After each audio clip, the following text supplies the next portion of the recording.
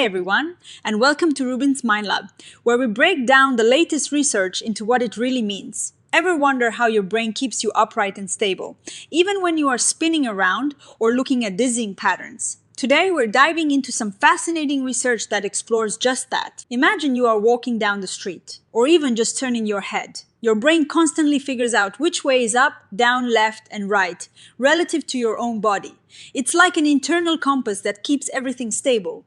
But how does it do this, especially when our eyes are bombarded with visual information? This study wanted to find out by looking at how different visual cues influence our sense of up and down, and our perceived eye level. This is the core of what the researchers did.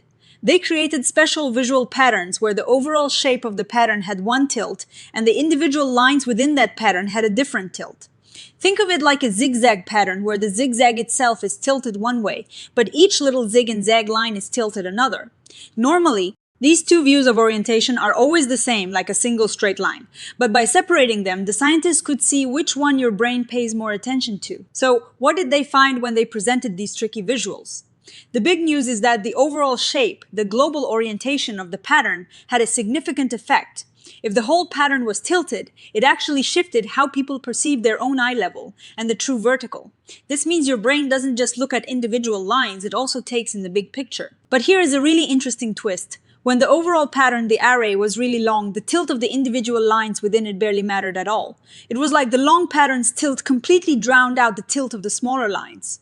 This suggests that when there is a lot of visual information spread out, your brain prioritizes the overall structure. So, what happens if you change the lengths? In another part of the study, they made the overall pattern shorter and made the individual lines longer. And guess what? Suddenly, the tilt of those individual lines started to matter. This shows that the length of the visual elements plays a crucial role in determining which orientation your brain focuses on. It is like a tug-of-war between the global and local cues, and their lengths determine who wins. This is the researchers' big idea about how it all works. They propose that your brain has two systems for reading orientation. One is a large-scale system that looks at the overall structure. Like the whole array, they call this a second-order channel. The other is a local system that focuses on individual elements, like the single lines, which they call a first-order channel. Your brain then combines the information from these two systems, but it weights them based on how much space they take up. If the global pattern is larger, it gets more weight. If the local lines are larger, they get more weight. To really get a handle on this, the scientists designed a clever stimulus. Imagine a long line made up of many shorter parallel lines. They could tilt the entire line in one direction.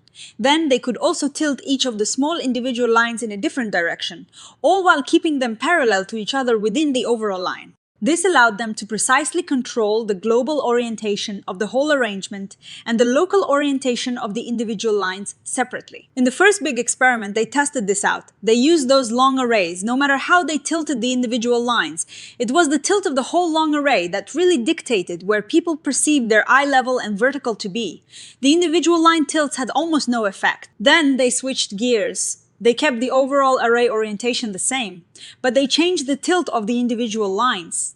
And as long as the array was long, these changes in the individual lines didn't really affect what people perceived. It was consistently the global orientation that was in charge. In another setup, they made sure the tilt of the whole arrangement and the tilt of the individual lines were the same. This created a normal straight line, either solid or dashed. As expected, the straight line orientation strongly influenced people's perception of eye level and vertical.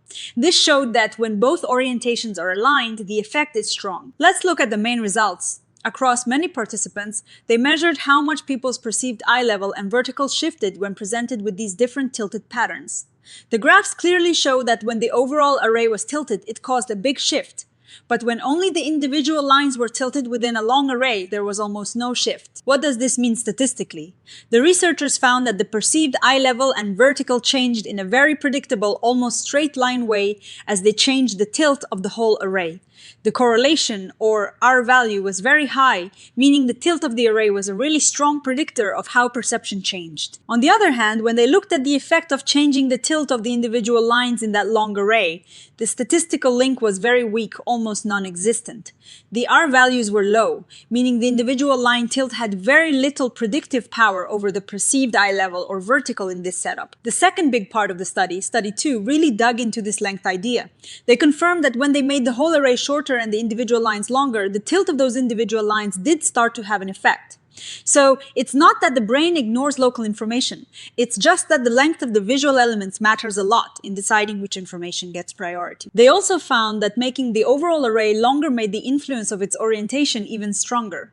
This reinforces the idea of a global channel that becomes more powerful with more visual real estate. The statistical test here, with a p-value of less than 0.017, suggests this finding is very unlikely to be due to random chance. Conversely, making the individual lines longer worked in the opposite direction. It made their own orientation more influential. In one experiment, lengthening the lines increased their impact on perceived eye level. This supports the idea of a local channel that gains strength as its elements get bigger. This is the central hypothesis that guided their studies. The idea is that when you have a long organized structure, it is so dominant that it hides the information from the smaller individual pieces. But if you break down that long structure by making it shorter, or if you make the individual pieces more prominent by making them longer, then that local information can finally be seen. This summary graphic really brings it all together. You can see how as the array length goes up, the influence of the array orientation goes up, and the influence of line orientation drops way down. Then, when you look at the other experiment, as the line length goes up, the line orientation influence increases, and the array orientation influence goes down. It is a clear trade-off based on length. A key takeaway is that these two types of orientation, the overall pattern and the individual lines, are not tied together. The researchers could change one without changing the other.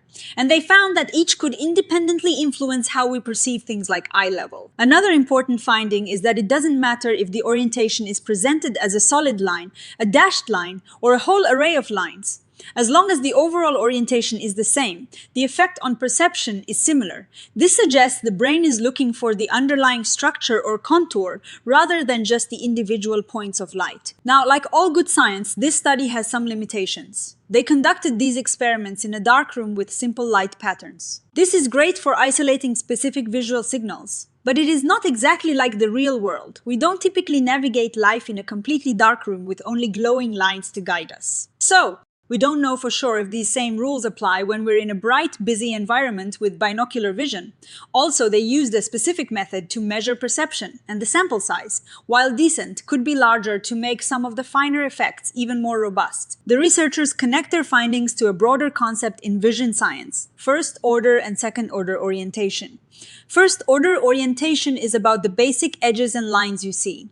Second-order orientation is more about the overall pattern or structure, like the outline of a shape or a texture. They propose that their local channel corresponds to first-order orientation and their global channel to second-order orientation. This suggests our brain uses different systems for different levels of visual detail, and the most relevant system is chosen based on the scale of the visual elements. They even speculate about what might be happening in the brain. They suggest that the ability to process these large-scale global orientations points to networks in the brain that can connect visual information over long distances, perhaps through connections in the primary visual cortex. This is how your brain might be integrating information from a wide visual field to maintain that stable sense of space. It's a complex interplay, and they propose that different brain areas might be specialized for processing these different scales of visual input. So what is the big picture here? This research is all about how our brain creates a stable sense of our body in space using visual cues. It shows that this isn't a simple process, but a sophisticated one where our brain constantly balances different types of visual information based on their scale and prominence. This has some intriguing implications. It suggests that our perception of up or level isn't fixed, but can be influenced by the visual environment, especially by large-scale structures. This could explain why certain environments feel more stable or disorienting than others. It also highlights how important context is in vision, and how our brain actively constructs our spatial reality. It's not just passively receiving images, but actively interpreting them based on sophisticated internal rules. This is the crucial insight. The balance between looking at the big picture versus the fine details isn't fixed. It is flexible and depends on the visual input itself, particularly the relative sizes of these different elements. This helps explain why sometimes the environment's overall shape feels dominant, and other times the specific details of objects draw our attention more. So the next time you are in a new environment, Think about how you are perceiving stability. Is it the grand architecture of a building or the details of the furniture? This research suggests your brain is constantly weighing these factors, using length as a key cue to decide what is most important for keeping you oriented. It is a beautiful example of how our visual system actively works to create a stable, reliable perception of the world around us and our place within it. What did you find most surprising about this study? Let me know in the comments below. And if you enjoyed this deep dive into perception, make sure to like this video and subscribe to RUBIN'S Mind Lab for more explorations into the amazing world of the human mind. Thanks for watching, and I'll see you in the next one.